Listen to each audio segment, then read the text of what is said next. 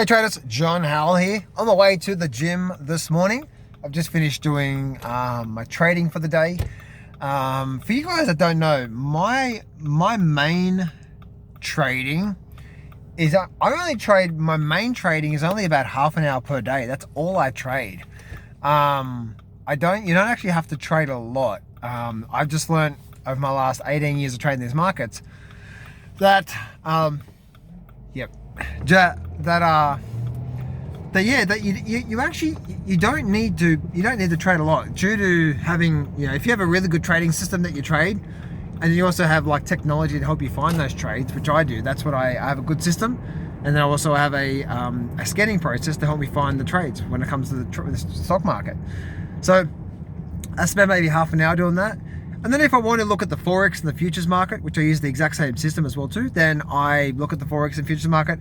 But even if I'm trading the Forex or futures markets or looking at the crypto markets, like that, I'm only spending maybe an extra hour per day doing that. So you don't need to be trading a lot, guys. The biggest myth out there is when I need to be spending hours and hours and hours, trading the markets and doing that sort of stuff, which we don't, right? We simply just do not need to be doing that. So, so that's basically because I live in Australia. So what I normally do in my morning, and I want to get to the topic of today, which is why I don't use indicators when I trade. My morning routine is I get up about 4 o'clock in the morning right now anyway. I go for a 45-minute run. I come back, shower, breakfast, and then I do my trading. All right, I do my trading for half an hour per day. Right now, my trading time is for the last hour of the US stock market. So, or last half an hour really of the US stock market. So I do my trading from, right now it is from 5:30 through to 6 a.m. in the morning. And I absolutely love that, right? So I get up, do my run, 5 through to 6, and my work's done. And then I'm off to the day to do the other things that I really love doing, right? Like going to the gym. And I just finished doing a 90-minute session for my private clients. I've just done some YouTube videos, So, and then I'm off to do what I want for the rest of the day. And that's the way that you can really set your life up to trade that way. You know what I mean? Like I used to spend, back when I first started, I used to spend 8-10 hours per day watching the markets and so on and so forth, watching the short-term charts, trying to have a lot of trades. I always just found that it just created a lot of stress, right? Just a lot of stress. So I try to really balance my life out now by doing other things that I love doing, like going to the gym and working out and all this other stuff that I really love doing. I love trading, I love talking about the markets, but if you don't have other areas in your life taken care of, then you're going to make decisions in the markets based on these emotions. And it's actually something I was talking about with my private clients today, that making an emotional decision in the markets is always going to bite you, right? And that's where we always need to be in a calm, relaxed state when we're trading the markets. So anyway, and I'm looking pretty sucked up in the face today, aren't I? Look at that. Anyway, so what I want to touch on, there's actually a bit of a backstory about how I trade the markets, guys. I literally only trade half an hour per day. And then if I do want to trade other markets, it's maybe an extra hour per day. And then I'm off the rest of the day. Again, you don't need to, right? Because remember, one really good trade can make you 20, 30 grand, if you put enough on it. So you don't, you can have maybe 10, 20 trades per year and become a 6 or 7 figure trader. I hope you can see what I'm saying there, right? You can do that. So if you listen to people out there that say trading is hard or trading does become hard, but after a while it becomes easy. But if you listen to people out there that say it's gambling or that sort of stuff, then don't listen to them, all right? Don't listen to them. You keep going. Don't you quit, right? You keep going. But don't quit doesn't mean keep doing the same damn thing over and over and over again, right? Don't quit simply means, man, I got smacked by the markets.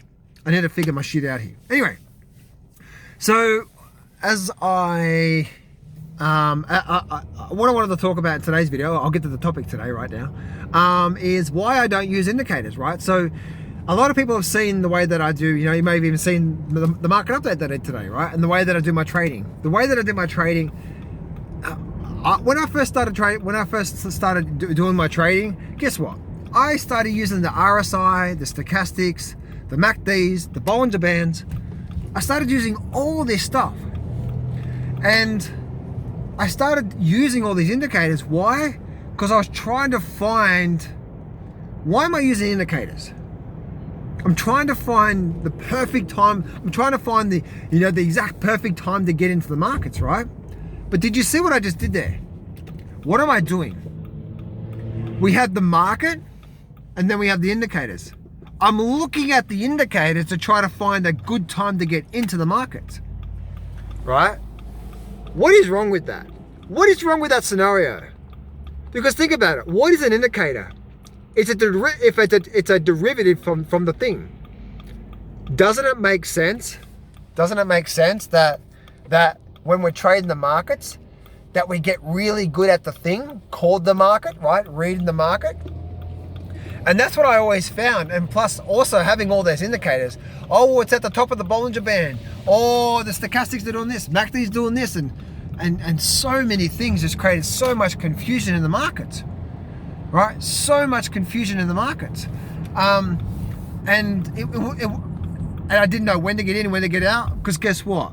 Literally most of the time when I was trading, it was all based on, I'm coming, mate. It was all based on looking at the indicators to trade, looking at the RSI, looking at the stochastics and so on and so forth. And I was doing that because I always thought that I needed all this sort of stuff to actually make money from the markets. When, let's actually just keep this really, really, really simple. The market's either going to go do two things overall. It's either going to go up or it's going to go down. So you've got a 50-50 chance straight off the bat. But see, again, we're straight off the back, right? So what was happening was I was using indicators, but I always thought that I needed all this sort of stuff to actually do well out of the markets. But when we actually break it down, what should we be spending more time on? Learning how to read an indicator, overbought, oversold? Or should we be getting really good at reading the market, right? Because the market does create patterns, right? It creates these patterns, and there's a way of reading the markets. In fact, today, if you're watching this video today, I actually put up a video that goes for almost an hour long, teaching you 3 techniques that you can start to use when you're trading the markets. There is so much power. And for you OG guys, what I mean by OG, for you guys that have been trading the markets for 10 years plus, right? You're in my bear camp. Or if you're almost 20 years like myself, you know what I'm talking about, right? Leave a comment below. If you've been trading that long, leave a comment below because you know exactly what I'm talking about. That there is so much power in what the market is actually telling us and not the indicators. So whenever you see me reading the markets, it's the simple things like, what are the big guys doing? Are they buying the market up? Are we in an upward trend, or are they selling it down? Are we in a distribution pattern, or are we in a sideways movement? What does that actually mean? And also understanding how the market works as an energy field, right? Is it using energy or is it building energy? If it's building energy, then get ready for a energy releasing phase, like stuff like that. But the whole thing is like, that's the reason why I personally don't use indicators now. Or I do use indicators, but like moving averages. Like 99% of my time, whenever I look at the market, I don't even look at the market without a moving average, right? When I look at the market with no moving averages. I look at this as a blank chart, nothing on there at all. Why? Because I'm looking at the market, what it's doing. Where's the trend analysis? Where's major support resistance levels? Like stuff like that. That's the most important part to you. Then we can see. Because once we see that, then we're looking for patterns to tell us what's likely to come next. So as an example, in an uptrend, what do we have? We have higher lows and higher highs. No duh, John. Tell me something new. Okay, cool. Well, this is how simple it can be. If we're in an upward trend, when is the best time to buy? When it's already going up or after a pullback? Well, obviously after a pullback, right? So there you go. You literally just quadrupled your success rate overall by just looking at the market. It's like, okay, I'm waiting for an upward trend, and when it pulls back, I'm waiting for a little scoop up, and then I'm going to buy it. You're probably going to be right 70% of the time. There you go. You literally now going to be 70%. But what do we do? Right? We start to overlay all these indicators and RSI, and we make it so confusing, right? And so complicated. And we think it needs to be that. Again, we have a 50-50 chance off the back. applying just one simple analysis like I just said there, okay, if it's making higher highs and higher lows, well, we're in an upward trend. That's what the buyers are doing. Wait for a pullback first, and then wait when the market does pull back, wait for a little up bar to say it's likely to scoop up again and buy it there. Have maybe a 2 to 1, two profit to your 1 risk. Do that 10 times in a row. Guess what? You're going to make money. Makes sense? So I hope this makes sense for you, with your trading. The reason why I don't use the indicators, and again, but for a good chunk of my time, for a good probably 5-10 years of my trading, I used to use indicators. Indicators meaning like the RSIs and the MACDs and the Bollinger Bands and stochastics and all that sort of stuff. I used to use those sort of things, and it confused the hell out of me. I was spending all my time reading these indicators when I should spend all my time becoming a master of the market, because the market is the main thing. And if I become master of the market, I can see what the buyers, what the buyers and sellers are thinking and feeling, and I can see, okay, this pattern that's setting up right now, this is telling me we're getting ready for a nice move. And you actually have those patterns, right? So anyway, traders, I hope this helps you out. Just remember that trading doesn't have to be that complicated. It really doesn't. What we're looking at is we're just looking at, we have a 50-50 chance, okay? So 50-50 probability of something working out. Then let's start to apply some really simple analysis about what the market is doing, and then you can have a really good trading career. I think sometimes us men, right, we find something, but then we want to complicate it and then justify a reason why we're doing it.